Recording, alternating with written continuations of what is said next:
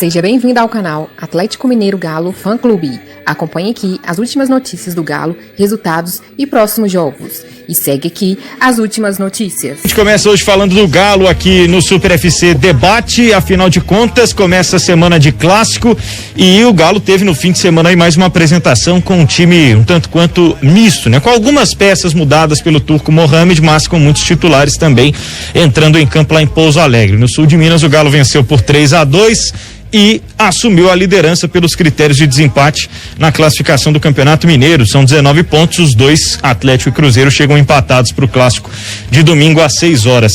Eu estive com você, Lélio, na transmissão no sábado e eu queria te perguntar, né, diante do que a gente viu mais uma vez, mais uma escalação, o que mais te chamou a atenção em pontos positivos e negativos desse Galo do Turco Mohamed em mais uma vitória, mas essa muito sofrida, né, Lélio? Ah, essa foi. Porque o Atlético, na verdade, ele fez 1-0 e depois parou de jogar, né? Volta pro segundo tempo querendo tocar de lado e não é a característica principal do time, né? O Atlético é um time muito agudo que joga pra frente e aí foi castigado com gol de empate, faz o 2-1. Depois leva o outro gol de empate, né? O zagueiro Ramon, que estava estreando, fez 2 gols. O Sacha já havia feito os 2 do Galo e virou aquele Deus nos acuda na parte final, com o Fábio Gomes fazendo o gol da vitória. Aliás, o Fábio Gomes já tem 2 gols e 1 assistência, e até o nosso querido Betinho Marques fazia o levantamento da estatística dele. Em 3 jogos e meio ele tem esses números, mas de qualquer maneira quem manda é o Twitter, né, brother? O cara já não presta e pronto, acabou. Olha, o ponto negativo, sem dúvida alguma, Pedro, foi o sistema defensivo do Atlético com a bola vindo pelo alto, né? A gente já tinha falado sobre isso no jogo contra o Flamengo lá em Cuiabá, e no sul de Minas não foi diferente. Depois, até revendo o jogo, quando você está comentando, você tem que anotar uma coisa ou outra e tal, e aí você presta mais atenção. Para mim, ele está fazendo marcação por zona.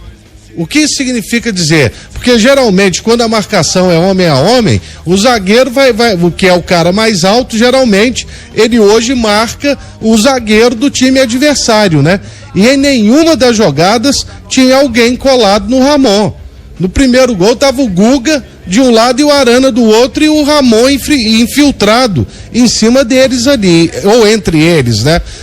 Para corrigir aqui. Então, é uma coisa que a gente precisa cobrar do treinador. Eu acabei não ouvindo depois a resposta dele para você. Você ouviu, Pedro? Ouvi, inclusive, como foi esse esquema de perguntas enviadas, né? A gente manda para assessoria o texto, foram 3 outros colegas, né? Que mandaram a mesma pergunta que eu para ele, fizeram a pergunta em sequência lá. Ele só falou que tem que realmente que trabalhar, que identificou realmente esse problema, isso aí a gente já sabe, né? Mas ele não deu detalhes de como vai trabalhar essa questão da bola aérea defensiva. Agora, o Pique, o Lélio falou sobre essa situação de às vezes parar de jogar, né? De fazer 1-0 e não continuar mordendo lá em cima e tal. Tem um lance que é muito emblemático do Alan, né? Que o goleiro sai a bola errada no pé do Alan, não sei se vocês chegaram a ver, se você chegou a ver, Pique. Ele tinha o Vargas do lado dele, na cara do gol, e aí tentou fazer o gol e tal, depois dá até uma risadinha. Fica realmente essa impressão, viu, Pique? Que o Galo tá fazendo 1-0 em alguns jogos, em alguns momentos. Acho que a situação da semana passada contra o Flamengo foi uma situação isolada, não foi exatamente assim, porque o Flamengo dominava as ações do jogo, e aí para de jogar, às vezes. Você já identificou isso também? Você concorda, Pique? Olha, eu confesso que eu estava no sábado também lá no clube, eu não assisti o jogo, eu ouvi parte dos comentários do Lélio, mais ao final, então alguns lances eu não vi, e ontem também não vi, eu confesso, não vou aqui falar que tal. O que eu consigo identificar quando você me passa essa informação, e o comentário do Lélio, depois do Fred pode falar com mais propriedade também, é que se você começa assim, achar que fez 1-0 e tá tudo certo, vai ter um dia que você pode perder o jogo. Poderia ter sido em Pouso Alegre, você perderia a liderança. Se você tem esse relaxamento, se você volta achando que já cumpriu toda a missão, do lado de lá tem um adversário, você tem que respeitar. E de repente você pode, às vezes, fazer isso com um adversário que não seja de uma qualidade como a do Pouso Alegre, seja melhor do que o Pouso Alegre. E aí você pode perder uma partida que você poderia ter liquidado no primeiro tempo ou voltar aceso e conseguir liquidar na etapa final. O Pouso Alegre não tinha ganhando, aliás, não ganhou, né? Nenhum jogo no Campeonato Mineiro até agora, tem uma chance remota aí de conseguir escapar desse rebaixamento, tá uma distância muito grande. Nesse momento tem 3 pontos apenas, né? Contra 7, que é o RT, que é a 10ª, já chegou.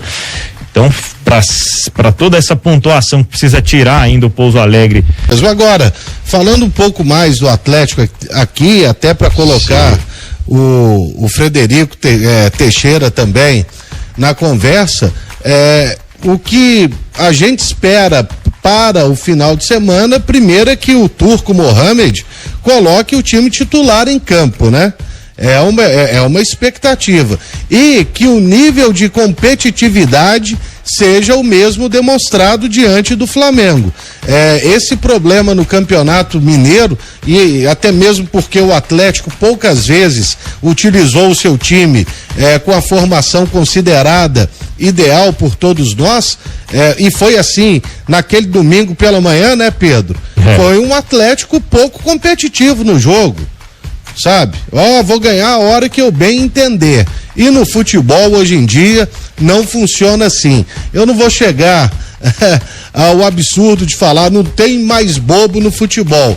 O problema é que quem acaba ressuscitando o defunto é o time que tem a capacidade e os melhores jogadores já para liquidar a fatura. E o Atlético, nesses jogos do Campeonato Mineiro, especificamente contra os times do interior, ele tem sido um time que, vamos ganhar a hora que a gente bem entender. E numa hora dessas aí, vai quebrar a cara, não vai, ô Fred? Um abraço, prazer tê-lo conosco aqui.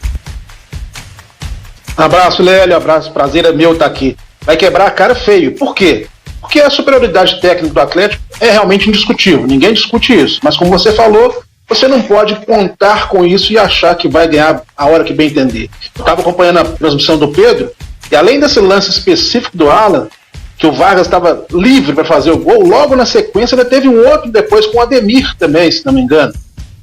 E o Vargas também, na cara do gol, desperdiçado. Ou seja, o Atlético poderia ter aberto uma vantagem gigantesca, que permitiria inclusive depois ao treinador poder até adaptar, poupar mais alguns jogadores, rodar o grupo que tem feito e tem que fazer isso mesmo no Mineiro, mas não, o Atlético depois passou um sufoco que pelas estruturas das duas equipes, é impensável acontecer isso. O Atlético tinha sim a obrigação de levar o jogo a sério o tempo inteiro, os jogadores têm que entender o peso dessa camisa do Atlético, e não é porque você está com um rival que é lanterna da competição, que é uma folha salarial infinitamente inferior à sua, que você vai fazer apenas para o gasto. Me deu nitidamente essa impressão. Os jogadores do Atlético entraram para fazer apenas para o gasto. Claro, a semana seguinte tem o clássico, a gente sabe tudo isso que existe, mas não pode. O Atlético tem que entrar 100% em todos os jogos, uma sequência de jogos, tem um elenco grande para rodar em função disso, não pode realmente entrar como entrou nessa forma e passar sufoco para não quebrar a cara, como você bem falou, colocando a liderança em risco. Quase que o Atlético perde essa liderança nesse momento. E você acha, Fred, que só de ter o clássico pela frente já muda assim a chavinha na cabeça dos caras? A motivação já vai ser naturalmente outra para domingo, como foi contra o Flamengo? Vai sim, muda completamente. Nenhum deles vai assumir que tirou o pé, vamos dizer assim, entre aspas, ou que não se deu 100% do rendimento possível porque tinha o clássico na sequência. Mas garanto para você que na cabeça de alguns passou isso sim.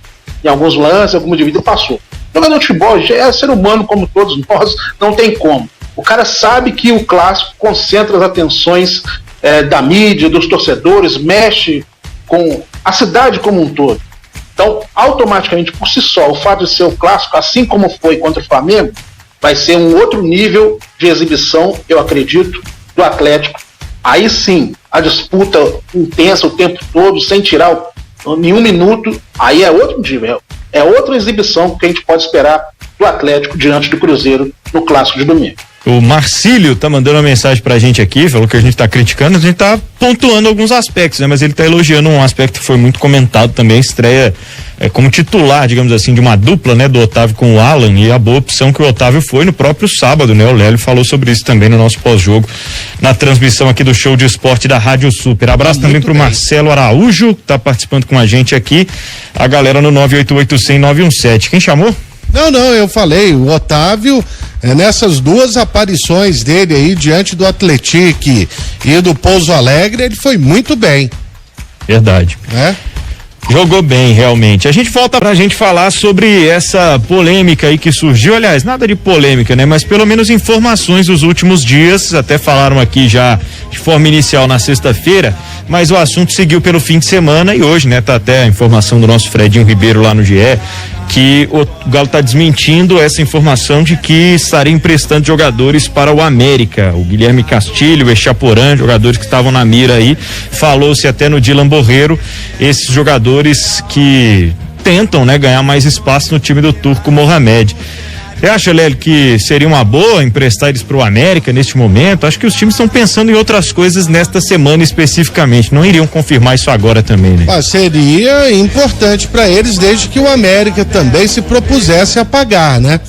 Sem levar de graça. Porque também não tem que existir caridade.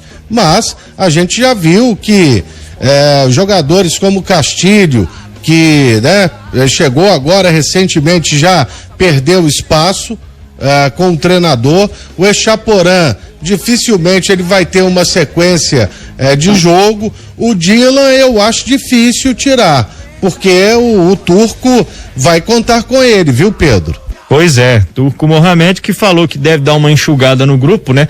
Na entrevista coletiva foi perguntado sobre isso também, mas não quis admitir, né? Quais peças poderiam ser liberadas aí desse time do Atlético inicialmente. E só